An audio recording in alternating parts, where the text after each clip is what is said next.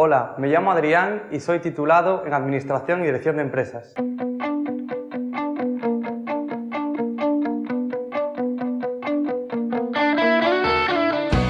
Soy titulado por la Universidad de Vigo en Administración y Dirección de Empresas con la especialidad de Dirección. He estado un año en el extranjero estudiando en la Universidad de Hamburgo gracias a la beca Erasmus. He aprendido a relacionarme con gente de todo el mundo y mejorar mi nivel de idioma. En mi último año de carrera he realizado un proyecto de investigación de mercado sobre los smartphones Acer. Me ha parecido interesante el hecho de que el público en general conozca los portátiles Acer y desconozca la existencia de estos smartphones.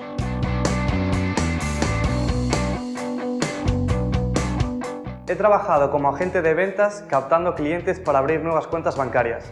Esto ha mejorado mi trato con el público. He sido entrenador de bádminton y fútbol, manejando grupos de personas y asumiendo responsabilidad sobre menores. He colaborado con la empresa The Spanish Warehouse realizando las estrategias de marketing mix, aportando dinámica de trabajo y buen ambiente.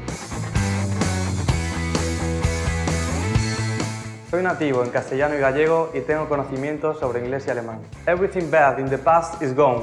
You can make your dreams come true. Und es war ein schönes Gefühl. Me considero una persona de fácil convivencia, capacidad de escucha activa, responsable y me apasionan los deportes. Mi aspiración es reunir experiencia, crecer con la empresa y asumir responsabilidades. Soy innovador, emprendedor y capaz de sacar cualquier proyecto adelante. Ahora que ya me conocéis, aquí tenéis mis datos para contactarme y ampliar más información. Un saludo y muchas gracias.